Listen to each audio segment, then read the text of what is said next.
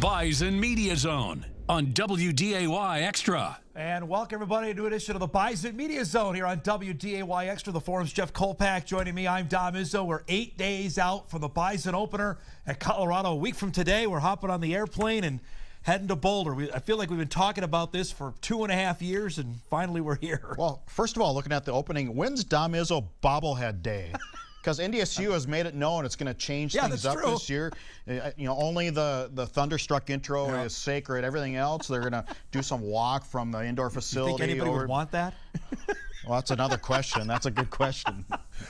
We can finally actually start talking about the Buffaloes. You good with that since we're about a week out now? Well, what is to talk about the Buffaloes? I mean, you got Shadir Sanders and you got Travis Hunter. Yep. After that, we're really not sure. I'm going to sit down tomorrow. I think I'm going to do an Excel spreadsheet kind of thing, like who's in, who's out. It's really going to take 40 or 50 guys from last year to this year. By the way, they've already lost a member of the coaching staff as well. The special teams coordinator resigned. I don't know if that's a good sign or bad sign. I'm not sure how to make it. It's a typical sign of this program. Everything's just so in and out, so haphazard. And again, you have the components of the Sanders and then Travis Hunter, and then you got some veteran players coming in. But I think we need to start at the offensive line. Yes. And we talked about this last week on this show, where you have all these new guys, and now can they mesh? And the head coach was asked about that last week, and he threw that curveball back into left field. Yeah, that's a whole other deal there. Let's start with the Bison and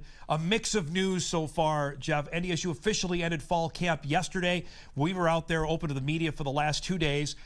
Good sign, Barika Penu is back practicing after he got dinged up during the first week. He's got a large brace, as you'll see, on his right knee, but he was moving laterally. That was something that Tim Polasek wanted to see. He said that Dr. Pyatt was going to be up there later this week to give the full check, but it looks like the West Fargo Cheyenne star might have a chance to play in the opener. Yeah, he has a chance, but Dom, I'm 75-25 on whether I'd play him. 75 being no, 25 yes. And just because you look at him, just because of having a brace, is a guy that needs a brace and a running back who's going to get hit every play, is that really worth risking the rest of the season? Now, again, I'm no Dr. Pyatt, and it's his call probably ultimately this week, but I just don't know if you want to risk one of your top guys in a non-conference game. Yep. Let's dive further into the running back conversation. McFeely and I talked about it yesterday. You were there with asking about Peter Haugo. Eric Peterson asked a follow-up, and that basically let the top off for Tim Polasek to give his thoughts on where the running back depth is right now. And we've talked about this over the last couple of years, and clearly Polasek's not thrilled with where they're at right now. No, and I think that was a question. He was ready for that question. Yes. I think he was totally ready for that question. I think he's not happy with after 1, 2, 3, you got TK Marshall, you got Penu, and you got Marty Brown. Those three are solid. After that, he was not happy with the performance of the running backs coming back. Now, Peter Haugo, yesterday he looked pretty smooth to me. I mean, this is a guy who played at AA, which is the one step below AAA in North Dakota high school football, and he was a man against boys. I saw a couple games, and he was just way better. Now, you don't know how that's going to translate to Division I football, but man, he looked smooth. And when I saw him taking the stretch plays, and he looked fast, and Polasek said he liked his movement skills from day one. So what's your gut tell you? We may see him against Colorado. Okay. Yeah. With Penu sidelined a little bit, and we don't know about him. If you're giving percentages of Peter Haugo playing against Colorado, I think what I saw yesterday, 75 he'll play, 25 he won't.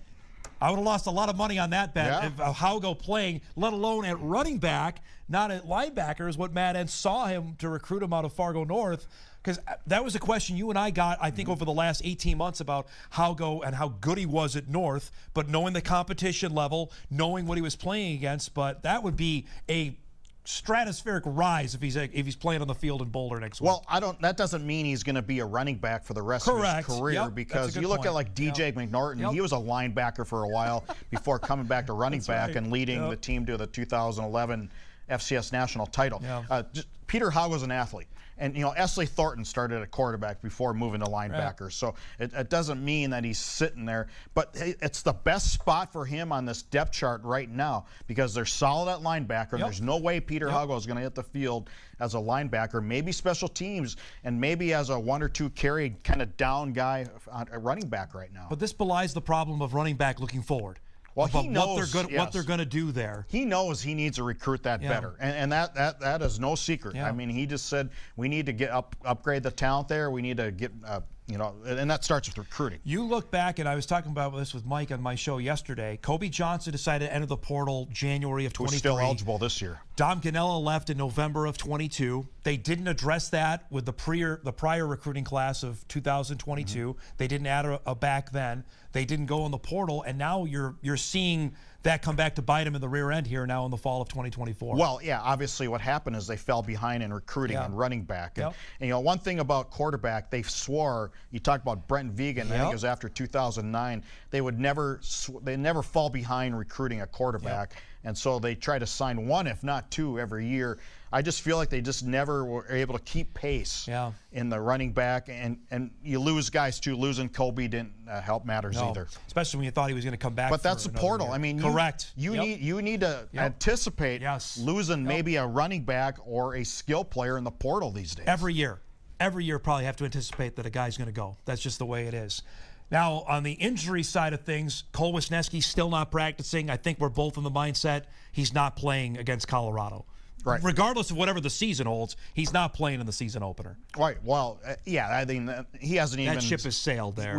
He wasn't even in any kind of pads yesterday, and I just don't know if he's going to play this year. The word is getting out that there's some serious questions whether he's going to play this year. And again, when the head coach last week said surgery is a possibility here, that's not a good sign either. Now, the other news is on Hunter Brozio, another All-American. We found out on Monday that his career may be over as well, dealing with a foot injury. This is a guy that's an all-conference selection at both fullback and long snapper. I think you can stem the tide at fullback. I'm interested about long snapper because he's really proven his worth at that spot over the last couple of years. It's going to put some pressure now on Caleb Bowers to be that guy. And if you don't hear Caleb Bowers' name this year, that's going to be a great sign for Bison fans. Now, the cruelty in Wisniewski and Hunter Brozio in not playing, certainly this week, if not the season, is both were named team captains this week. And how rare and unfortunate would that be? Unfortunate, I think, is understating it. And Polasek is an emotional guy, but he was on the other side of that emotion Monday when he was asked about Brozio, that he was ready to break down, it seemed like. He was certainly on the verge of tears, and his voice was wavering. And, that's Tim, man. Tim, especially at that position, too. Yeah, it's a physical position, and, fullbacks in this program are revered. It's a badge of honor. They don't hardly ever carry the ball. Maybe an occasional touchdown pass here and there, but by and large, you're a blocker. You're just working. You work. Now it's going to put maybe Wehrmeyer. I say Truman Wehrmeyer's next up. Logan Hofstad's there, but he's also banged up. He's got a bad shoulder. Truman Wehrmeyer's been getting more and more reps. I thought he had the chance to play more last season. He's shown his ability as a pass catcher. Young man from Fargo Davies maybe has a chance to hit the field a heck of a lot more in 2024. Yeah, here's what I like about Truman. I mean, he grew up knowing this program, but you look at him physically. He's 6'2", 245. State champion wrestler, too. He's got that wrestling balance. You love wrestlers at fullback because they have that balance and they can get lower and they have that good sense of gravity, I think, and understanding of how to use leverage. And he's big. I mean, he's a big guy. You want a big guy in that spot, and he's tough. He's tough. I want to hit on the spot we talked about last week. Now, if we just assume Wisniewski's not a play, safety becomes even more important against the guy we're talking about in Shadur Sanders and Travis Hunter. That would lead me to think it's Sam Young along with Ryan Jones, with Darius Givens floating in there as well as the three main safeties for the Bison. You know what you have with Sam Young and Ryan Jones? They've been around. This is a Darius Givens year. If the NDSU is going to be good at that position, Darius Givens has to be good. He's better athletically than those other two. I think he's bigger and faster and gives you a little more playmaking skills, in my opinion. And so if he's adapted to the system, and I think that was the issue last couple of years, is he just didn't quite understand the whole scheme of it all, and it's complicated. that this could be a year that he could really make some strides and put his stamp on the program. Cornerback, it seems like Anthony Shadimi Alfaro is going to win one of those jobs. And then between Marcus Shepard hasn't missed a practice, and I thought Polasek was happy about that, and Jaquise Alexander out there. It seems those are the guys. By the way, Jalen Duffy is also in the mix, and Jalen Crumby is in the mix at the safety spot. So you're going to see a mix of names we know and some certainly new ones on the back end of the Bison defense. But in the years that NDSU was such a dominant force in FCS, and they're still pretty good. I'm not saying they're not anymore. But they had like 3-4 cornerbacks all the time. I mean, you had the Marcus Williams, you had the shutdown guys through the years, but you also had 2-3 other guys that you could rotate in. Smith was out there, yeah. But so I think Jaquise is going to be a shutdown guy. I think he's their best corner. And then you have, Anthony, who's probably going to start. But you can't do it with 2 guys. No. You just can't do it. That's a 12-game season. Don't forget about that. Shepard and Duffy are another guys at cornerback to keep an eye on. And they'll have to somehow stop Shedeur Sanders, who just right now, you'll love this. Early projections have him as potentially the 4th overall pick in the upcoming NFL draft in April. Obviously, as Deion's son, he played at Jackson State, saw him a bit there. He is elusive, Jeff. He's got a tremendous arm, unbelievable speed. This is a heck of a challenge for the Bison defense to try and stop this guy. Well, the question has come up: who's the best quarterback NDSU's faced over the years? This is probably going to be the top guy. I would imagine this is going to be number 1 after this game. If you're talking number 4 potential draft pick, that automatically puts him in that slot. That's the ability to get out of the pocket, to make plays. And that's the thing. If the Colorado offensive line is bad, he may make up for it just because he can get out of the way of a defensive lineman. Man, do you want to run your guy like that on the first game of the year against an FCS program? He may have a choice, though, is what I'm saying. Then it's going to be a long season for him if that's going to be the case against NDSU. The ability to make plays with his legs is what makes him so elusive. And I think for the NFL at the next level, his ability to do that, get out of the pocket and make plays. And for veteran defensive line, there's the one spot. I mentioned linebacker core as well that have played a ton of snaps. They're going to have to stay home to make sure that guy can't get loose and make plays like that. Well, and they've been around enough where, the Mostart boys, Dutenheffer, you got Dylan Hendricks. I mean, you have experience in the NDSU defensive line. And you could say all about Cole Wisniewski not being able to play. We said this last week, that the best friend of a safety is your good defensive line. I'm trying to think. I've looked up the stat. In the Division I era, the highest draft pick they ever faced was Trevor Penning. He was drafted 19th overall by the Saints. And he was an offensive lineman. He was an offensive lineman at Northern Iowa. This skill position-wise, and you look at the quarterbacks they've faced, and that's something that's led to the success, and we'll hit this on Bison Game Day next week, that they have not faced a upper-level QB like this. I'll throw one at you. Ken O'Brien from Cal Davis in the early 80s. He was a first-round pick. He was my beloved New York Jets. That's pretty good. Is that maybe number 1? Yeah, probably. Wow. Think about it. 1983. You need to get Tom Schockman on this show. You faced him. We'll break. We come back. We'll get a look. FCS games begin this weekend, including a top 10 ranked team that's going to hit on the field. We'll get ready for a preview of the game in Colorado. We're back on the Bison Media Zone on WDAY Xtra right after this. Stay prepared for the days and nights ahead with the best weather team. Download the Storm Tracker app, powered by Laney's.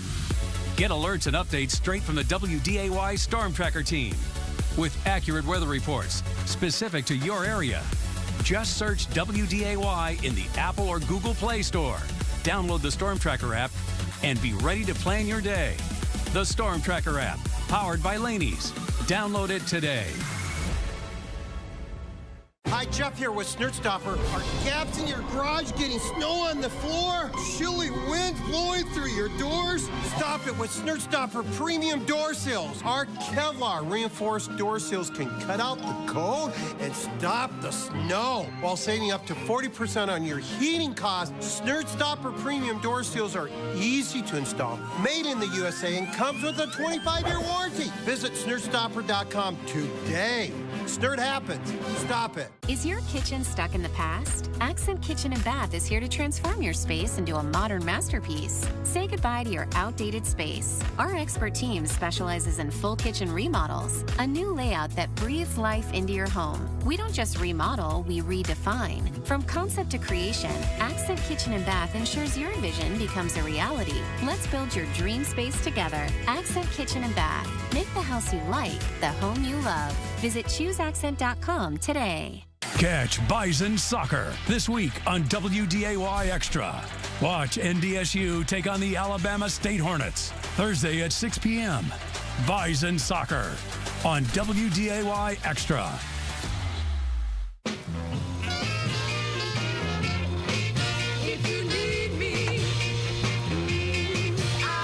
For people facing cancer, often withstanding between them and life-saving treatment is a ride to get there. Today, I'm ringing the bell. You can change someone's life in as little as 1 hour a week. You got this. Join the American Cancer Society to use your drive for good. Thank you so much for picking me up. Volunteer at cancer.org/drive to help save lives. Over 700 million people around the world sacrifice sleep, health, money, and time to collect water that's not even safe to drink. It doesn't have to be this way. Visit charitywater.org to learn more. Hi. I'm your retirement fear. But don't be scared. You're still in pre-retirement. Does that mean I have more time to plan? Precisely. Here, this is pretirement.org. Retirement savings options? Potential tax breaks? Move. This isn't scary. I'm doing it. You got this. Visit thisispretirement.org for free resources to help you customize your action plan.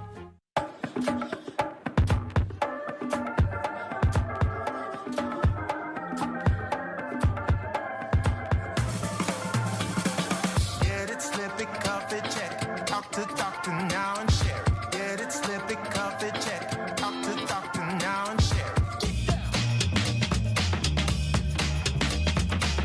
Gonna get it, gonna slip it, gonna cuff it. Check it, talk to doctor and share it. Gonna get it, gonna slip it, gonna cuff it. Check it, talk to doctor and share it. Get it, slip it, cuff it, check it. High blood pressure silently affects millions of Americans. Staying on top of your blood pressure is as simple as these 4 easy steps. Self-monitoring is power.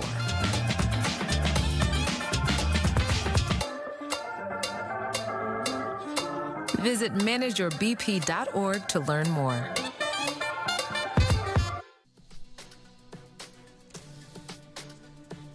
Welcome back, everybody, here on the Bison Media Zone on WDAY Xtra. Back with the Forum's Jeff Kolpack. Yes, it is here. Week 0 on tap this weekend. First game out of the chute for the FCS will involve McNeese State and Tarleton State. Former Montana quarterback Clifton McDowell is now the quarterback at McNeese. Is that his 7th team in 7 years? He had 3 different teams this offseason. That's on ESPN2 on Saturday.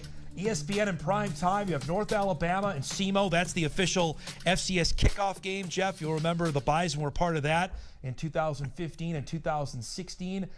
We've seen North Alabama. SEMO makes its first trip to Fargo next season. You have the MEAC SWAC game between Florida A&M and Norfolk State. And by the way, we've seen Delaware State. I don't know if you saw this. They missed their bus to make the trip to Hawaii yesterday. So the game is officially in question if they can make it to Honolulu for the game on Saturday Delaware, night. that's the same team that was here. I know. When they were here for game day in, 2013? Yes. So they're at the Holiday Inn staying. I had a friend of mine who's staying there, and they're all in the pool on Friday. They're in the swimming pool. And the guy goes, one of the players, he goes, "What are you guys doing?" He goes, "We're going to get killed anyway. It doesn't matter." They were definitely the appetizer that day for any issue with College Game Day. Good attitude. Good attitude going into that game. And they did get killed. The highlight game, though, involves Brent Vigen and Montana State. I looked today. Did you see the line has changed again. 11. It's now 11.5 that Montana State is favored. Something's going on there. Well, we know New Mexico's bad. I mean, they're not a good football team. But they went from 8 to 11.5 in the last couple days. Something's going on. Montana State's best running back, Julius Davis, is not going to play in the game. He didn't play, remember, against the Bison in the game in Bozeman in December. Tommy Mellott back. Boy, I have a feeling a lot of Bison fans will be keeping an eye on that game on Saturday afternoon. I certainly will be, and I certainly will be, not only because Brent Vigen and his connections here, but just because how good Montana State really is, right? Yeah, and how often do you see an FCS that big of a favorite on the road? How bad can you get at New Mexico? Well, here's the thing, and you've talked about it, I have for a long time, that if you are an upper echelon Missouri Valley Big Sky team, you can compete in the Mountain West Conference. I think that is there's no question. That illustrates that with what the line is for this game. Well, if you're the Mountain West commissioner, that's got to be almost kind of embarrassing, isn't it? Especially to start the season. Yeah. Like there would be eyeballs on that game that maybe they don't want if they're seeing one of their teams get blasted by an FCS team. I could see New Mexico State. They've had some issues and Jerry problems. Hill was there to try and revamp that last couple of years. Yeah, but New Mexico, that's Albuquerque. Yeah. That's a pretty cool university. That's a good place. I mean, how can you not recruit to Albuquerque? We'll find out, but that's one of the intriguing games to kick off the season. We'll talk about this more next week, but obviously the Bison have their game with Colorado Thursday, leading into next Saturday, Jeff, where South Dakota State, Oklahoma State, the UND, Iowa State games, those are two, certainly, especially with the Bison playing Thursday, fans around here will have their eyes on those two games a week from Saturday. And obviously the South Dakota State, Oklahoma State game is going to be the one big one. South Dakota State with its 29-game winning streak. The Jackrabbits win that. They have a clear path to tie NDSU's 33-game win streak, which would be second all-time in the FCS, and so I think they got a heck of a chance to break the all-time one. I really do. With Mark Gronowski, how can you not say they won't? By the way, also earlier today, the Senior Bowl watch list came out. Cam Miller on that. I don't know if that's surprising, a little bit to me on that. Now he's got to have a great year to get an invite there. But all intents and purposes, they're keeping an eye on him. The scouts have come back to Mobile and said this guy might be worth it. Well, why not? Because he completed 72% of his passes last year, and a team that won 11 games and almost made another title game. I think Cam Miller has solidified himself as one of the top quarterbacks in FCS. He's gotten better throwing downfield. He's gotten better throwing over the middle. And so, to me, I'm not really surprised. Okay. You look at stats and a lot of those things, and I think he qualifies there. Before we go here, give me a player or two or position group or two that you're keeping an eye on for the Bison opener in Colorado. Well, running back, certainly. I think that's going to be a big key. They're going to have to run the game to have a chance to win at University of Colorado. I mean, that is a slam dunk, easy. That's Captain Obvious. So running back, Marty Brown is one guy. Can he be that guy? He certainly looks the part in practice. And so we'll see if it happens under the bright lights. That's one. And receiver, of course, is Bryce Lance kind of that guy now. He looks like it in practice. Both of them have looked the part over the last month. Whether that translates to game, we're going to find out. And boy, it's against a team that got some, and it's not just Sanders and Hunter. They're going to get all they're good on the back end, share, but on defense. Shiloh Sanders, Deion's other son, is very good cornerback as well. That's something that to keep an eye on here for the Bison opener against the Buffaloes. A reminder, we've got live coverage for you coming up here over the next week. Our first Bison broadcast is tomorrow night. NDSU soccer team home opener against Alabama State. The Hornets are here, 6 o'clock. You can watch the game live on WDAY Xtra. That's tomorrow night, live on Xtra. Also, our next Bison preview show, our second one, is on Sunday night, 10:35. Kyle Emanuel joins us. Get a look at the Bison defense, his thoughts on what NDSU has in store for Colorado. That's 10:35 Sunday night on WDAY. And then don't forget the season premiere of Bison Game Day in Boulder, 6:30. Note the start time. Note that. Don't miss it. 6:30 next Thursday in Boulder for NDSU and Colorado. Sam Getzinger joining us as the newest member of our team. Kyle, Jeff, and I, you're the reigning champ for the Pick'em. You got some hot picks to start 2024. Oh, believe me, I'll let you guys know about that. And we got some interesting games to pick to start the season. Noting the Bison game, the South Dakota State game, Youngstown and Villanova. Can't wait. Looking forward to that. Thank you for coming by. We'll see you in Boulder next week, right? For Jeff Kolpack, I'm Dom Izzo. Thanks so much, everybody, for watching the Bison Media Zone here on WDAY Xtra. We're back next Wednesday, and we'll see everybody in Boulder for the Bison and the Buffaloes.